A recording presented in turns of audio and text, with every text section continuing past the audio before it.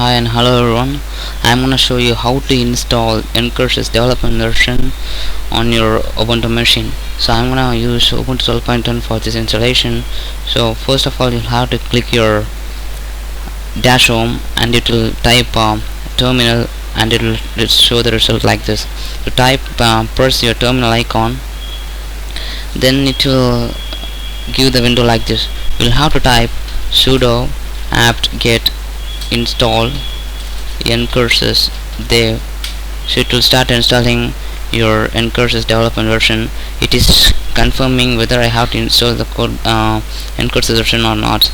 I have to say yes and it will start installing. So this is the way I have to install NCurses on my machine, but I'm not going to stop with this. I'm gonna tell you what is NCurses and why we need it.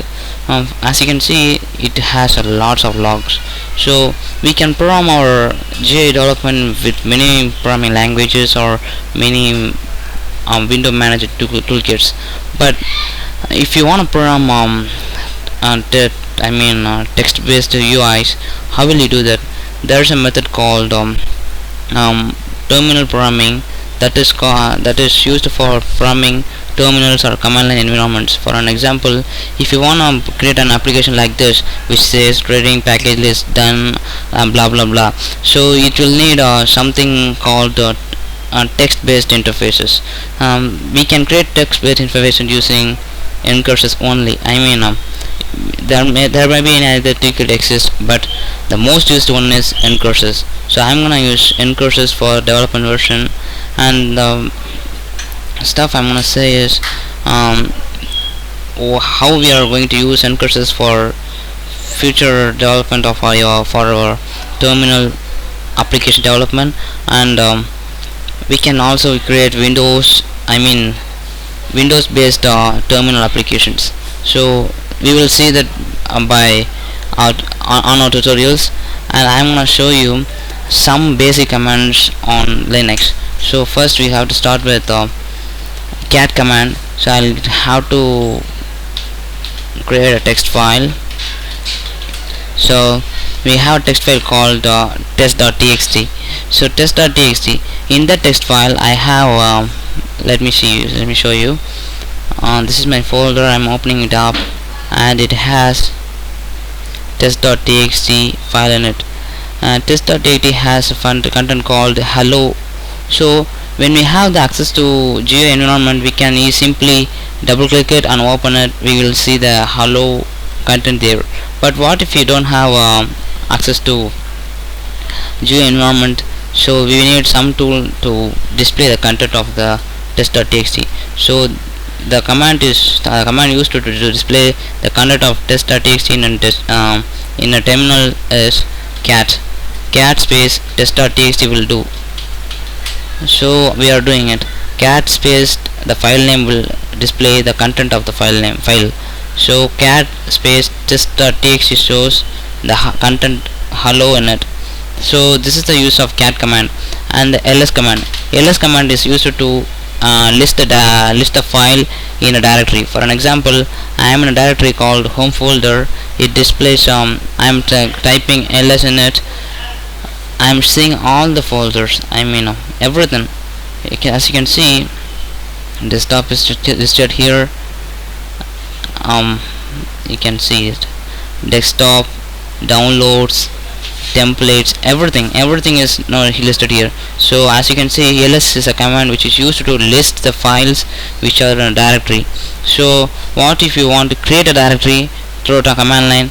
So you will have to use a command called mkdir. Mkdir is a command which is used to create directories. Mkdir space your directory name new. This creates a new directory, that is mkdir. It created a directory called new. So I have created a directory called new using command name. So what if I want to delete this directory? rmdir space new. As you can see, this command has deleted our new directory. And also, what if you want to create delete a directory which contains files? For an example, I'll show you like this. I have a directory called new. It has content, it has a file, another file, I mean test.txt. Oh, so what if you want to delete a directory which has some files in it?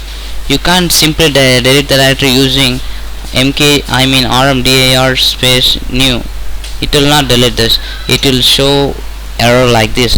Rmdir fails because the directory is not empty. So what's the reason? Actually, rmdir cannot delete a directory when it has content. So what if you want to delete a directory which has content? It's very simple. You will have to use a command called rm and with an option called rm space r and space the directory name. Rm is the short form of remove, r is the short form of recursive, and new is the directory name. So what does it mean? Rm is a command and it recursively deletes. Recursive means it will delete the directory recursively. I mean, if the directory has another directory, it will simply go through the directory and delete all the files in it. So the directory will not exist and no file will be there in your directory, and also the directory will not be there. So what if you wanna delete everything, and it deletes everything? I will press enter, done. There is no directory there. So this is the way to create a directory and delete the directory and everything. Also you can list the files like this, and you can concatenate like this. And what if you want to change the directory? What if you want to go inside this directory through command line? You can use a command called cd space public. It will do. Cd space public does changes the directory to public, and you are in the directory called public now. As you can see, the prompt has changed public. I think you got it.